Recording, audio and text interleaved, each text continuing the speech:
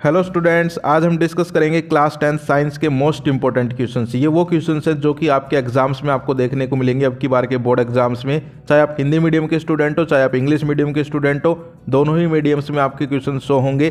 तो आप लोग जो है इनके स्क्रीनशॉट ले सकते हो या फिर इनको नोट डाउन कर सकते हो। जो हिंदी मीडियम वाले हैं वो हिंदी वाले क्वेश्चन देखेंगे, जो इंग्लिश वाले हैं वो इंग्लिश वाले। क्वेश्चन सेम ही है। तो चलिए वीडियो को स्टार्ट करते हैं। फिर से बता रहा हूँ, मोस्ट इंपॉर्टेंट है, अब की बार के पैटर्न पे बेस्ड लेके आया हूँ ढूंढ के, ताकि आपको जो है एग्जाम्स में बहुत ज़्यादा हेल्प हो। और आपकी हेल्प होगी तो आप लोग हमारी हेल्प भी कर सकते हैं। चैनल को सब्सक्राइब कर सकते हैं अगर सब्सक्राइब नहीं किया है, ताकि आपको आगे आने वाले इंपॉर्टेंट क्वेश्चंस की वीडियोस मिलती रहें।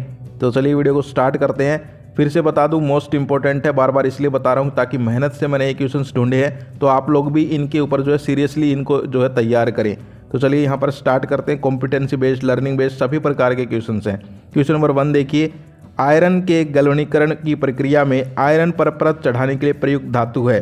इंग्लिश में बात करें, in the process of galvanisation of iron the metal used for coating over iron is. तो हिंदी इंग्लिश दोनों क्वेश्चन सेम ही है, बस मैंने यहाँ पर दोनों मीडियम आपको प्रोवाइड करवा दिए हैं। तो यहाँ पर हो जाएगा जिंक आंसर। ठीक है, जिंक जो है वो हम यहाँ पर कोटिंग करते हैं आयरन के ऊपर। इसके बाद अगला है, वह जीव जिसमें जनाकाय में कोई उभार विकसित होकर नया जीव बन जाता है वह कौन सा है। इंग्लिश में बात करें, the organism in which an outgrowth on the parental body develops into a new individuals. तो इसमें हो जाएगा ऑप्शन डी, यानी कि फोर्थ वाला ईस्ट हो जाएगा। इसके बाद हम आगे बात करते हैं। आगे है यहाँ पर, निम्नलिखित में से कौन सा पद विद्युत परिपथ में विद्युत शक्ति को निरूपित करता है। Which of the following terms does not represent electric power in a circuit. तो यहाँ पर ऊपर नहीं आएगा। ठीक है, समझ गए। तो इसमें ऑप्शन सेकंड या थर्ड आप लोग कमेंट करके बताओ, इन दोनों में से कोई होगा। ऑप्शन सेकंड होगा, IR स्क्वायर या फिर VI, आप लोग कमेंट करके बताओ। इसके बाद हम बात करते हैं, निम्नलिखित में से कौन आहार श्रृंखला का निर्माण करते हैं। इंग्लिश में बात करें, विच of the following constitute the food chain, यानी कि फूड चेन आहार श्रृंखला कौन सी सही है, आप ये मान सकते हो। तो देखो, घास, गेहूं, आम नहीं। घास, बकरी, शेर। घास बकरी खाती है, बकरी को शेर खा जाता है, तो सेकंड हो जाएगा। इसके बाद आगे है, कौन सी धातु आसानी से संचारित नहीं होती। Which metal do not corrode easily. तो इसमें बताओ क्या हो जाएगा, गोल्ड होगा, प्लेटिनियम। तो ये सारी धातु होती हैं। इसके बाद आगे है, धातु को उसके ऑक्साइड से प्राप्त करने के लिए किस रासायनिक प्रक्रम का उपयोग किया जाता है। What chemical process is used for obtaining a metal from its oxide. तो रिडक्शन होता है या ऑक्सीडेशन होता है, कमेंट करके बताओ, या कोई और प्रोसेस है वो भी आप लोग कमेंट कर सकते हो। बीच बीच में कुछ क्वेश्चंस मैं आपसे इसलिए पूछता हूँ ताकि आपकी तैयारी पता चल जाए कि भाई कैसी तैयारी कर रहे हो, आपको भी कुछ पता है या नहीं है। इसके बाद है अगला, मस्तिष्क का कौन सा भाग शरीर की स्थिति तथा संतुलन का अनुसरण करता है। Which part of the brain maintains posture and equilibrium of the body.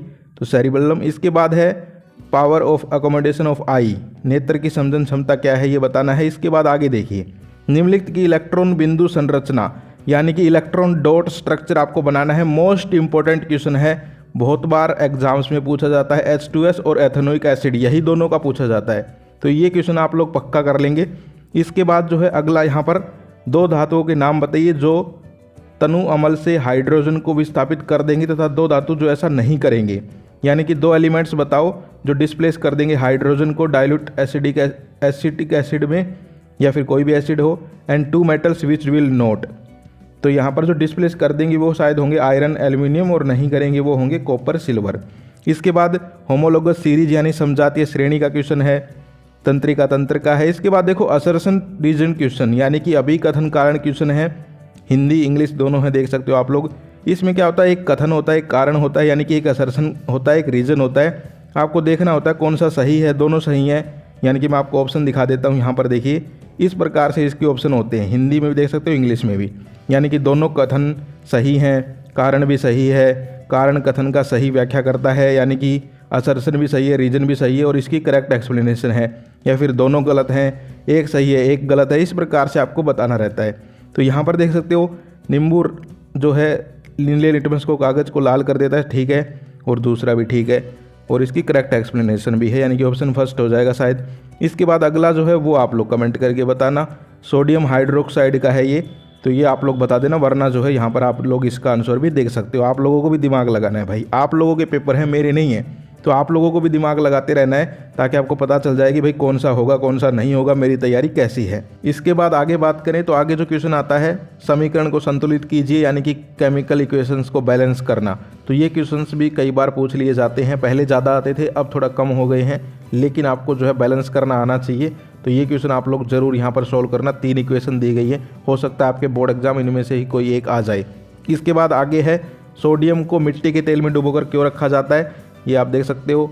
इसके अलावा रोस्टिंग कैल्सिनेशन का क्वेश्चन है, हिंदी वाले हिंदी में पढ़ते रहो भाई साथ साथ। इसके अलावा प्लांट हार्मोन्स यानी कि पादप हार्मोन्स क्या हैं, ये पूछा गया है। रिफ्लेक्स एक्शन और यहाँ पर इनवॉलेंट्री एक्शंस, ये किस प्रकार से डिफ्रेंशिएट करना है इनको, अनैच्छिक क्रियाएं और प्रतिवर्ती क्रियाएं। समझ गए, हिंदी वाले हिंदी में पढ़ ले, इंग्लिश वाले इंग्लिश में। इसके बाद न्यूमेरिकल टाइप क्वेश्चन भी दिया गया है, नीचे आप लोग देख सकते हैं। तो ये भी आप लोगों को जो है सोल्व करना है, इंपॉर्टेंट क्वेश्चन है सारे के सारे। इसके बाद हम आगे बात करें, आगे फिर से एक न्यूमेरिकल टाइप क्वेश्चन है, इसमें आपको जो है नीचे सर्किट डायग्राम दिया गया है, इसमें आप लोग देख लीजिए। और फिर जो है क्वेश्चंस पूछे गए हैं कि भाई परिपथ का कुल प्रतिरोध कितना होगा, रेजिस्टेंस वगैरह, तो ये आप लोगों को जो है सोल्व करके ही निकालना पड़ेगा। इसके बाद आगे है, उदासीनीकरण अभिक्रिया क्या है, यानी कि न्यूट्रलाइजेशन रिएक्शन पूछी गई है। इसके अलावा right the reaction of plaster of Paris with water, plaster of Paris की जल से अभिक्रिया का समीकरण लिखना है।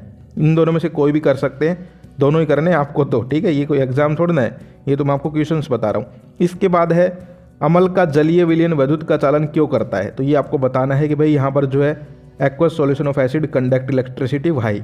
इसके अलावा ब्लीचिंग पाउडर का फॉर्मूला पूछा गया है, फॉर्मूला किसी का पूछ सकते हैं, बेकिंग सोडा हो, ब्लीचिंग पाउडर हो, इनके यूजेज हो, ये सारी चीज़ें आपको पढ़नी है। इसके बाद हम आगे बात करें तो यहाँ पर जो है एक न्यूमेरिकल टाइप क्वेश्चन है, तो ये आप लोग जो है देख सकते हो, हिंदी वाले हिंदी में देख सकते हैं, इंग्लिश वाले इंग्लिश में देख सकते हैं। कॉनकेव लेंस दिया गया है, फोकल लेंथ दी गई है, डिस्टेंस यहाँ पर जो है बताना है आप लोगों को, समझ गए, यानी कि फोकस दूरी दी गई है तो आपको जो है दूरी बतानी है, कहने का मतलब हिंदी में। इसके अलावा प्रकाश के अपवर्तन के नियम यानी कि लॉ ऑफ रिफ्रैक्शन। इसके अलावा नीचे फिर से न्यूमेरिकल टाइप है, तो ये आप लोग ज़रूर सोल्व कर लें, कोई नहीं आए तो आप लोग कमेंट करना है। इसके बाद हम आगे बात करें, लास्ट यहाँ पर देख लीजिए, तो यहाँ पर जो है फिर से न्यूमेरिकल टाइप, न्यूमेरिकल्स इसलिए इसमें ज़्यादा डाले गए हैं क्योंकि अब की बार न्यूमेरिकल्स ज़्यादा आ सकते हैं, समझ गए। इसके बाद चुंबकीय रेखाओं के गुणों को आपको बताना है, यानी कि properties of magnetic field lines most important है। इसके अलावा मानव में बच्चे के लिंग का निर्धारण कैसे होता है, यानी कि सेक्स डिटर्मिनेशन का क्वेश्चन है। नीचे क्वेश्चन देख सकते हो आप लोग, कॉन्ट्रासेप्टिव मेथड्स यानी कि गर्भ निरोधन के यहाँ पर आपको जो तरीके बताने हैं।